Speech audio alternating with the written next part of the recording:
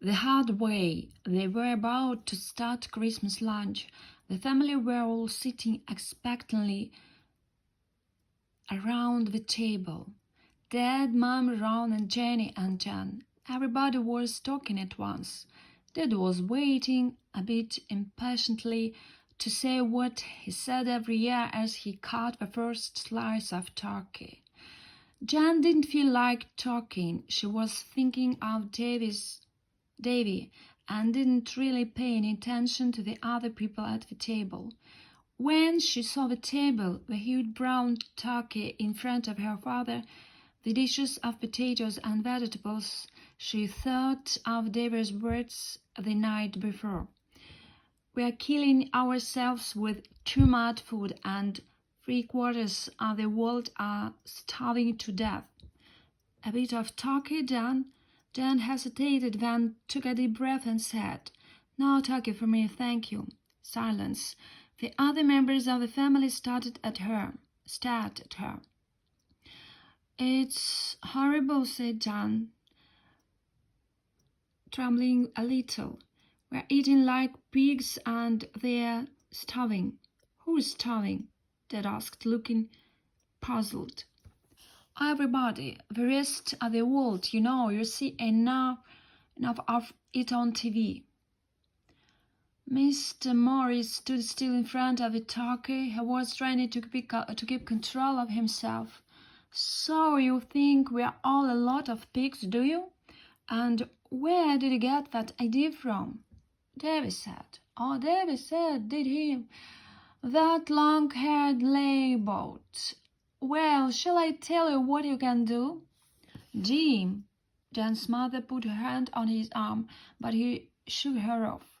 He was in a terrible rage. "Shall I tell you what you can do?" he went on. "You can get out of here and spend the rest of your Christmas with your Davy." Jan knew her father didn't like Davy, but she hadn't expected this rate. "You're wrong, Dad," she said.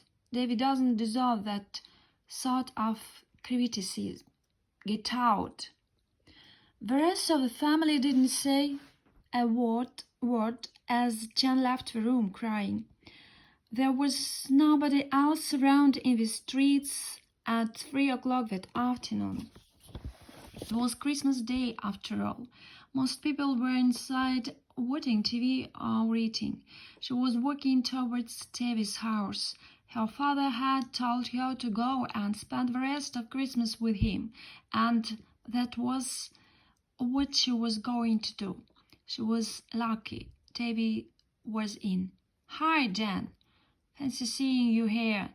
I thought you were spending Christmas in the heart of the family, eating Christmas pudding and all that stuff." "Well, I was, but can I come in, Davy?" There was a slight pause before he said, "Sure, I've got a few people here, but one more won't make any difference." It was pretty dark in the room. There was one candle burning in a saucer on a shelf in one corner of the room. Jan couldn't see how many people there were, but she guessed about 7 or 8. They were all sitting or lying on the floor. Indian music was coming from somewhere. There was a smell, too, of damp and old cooking and something Jan didn't recognize. Incense, perhaps. Jan sat down. She was feeling tired and she had to admit hungry. She wondered if Davy had, after all, any food.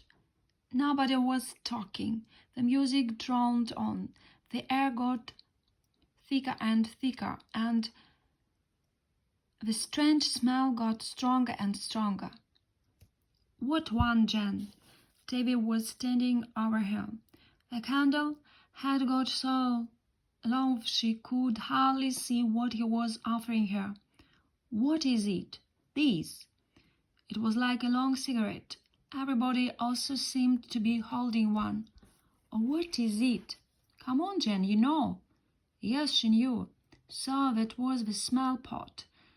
She felt sick. The room spun in front of her eyes. She felt herself sweating. The candle seemed to grow 6 feet tall.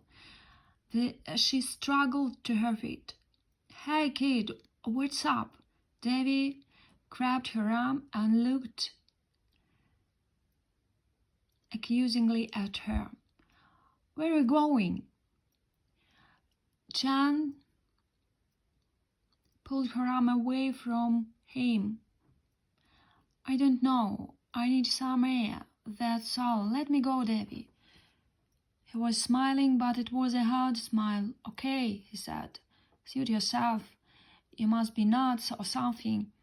We were just about to have some food too, but Jan didn't hear him. She was already at the door, leaving a Christmas gathering for the second time that day. After Rodgers.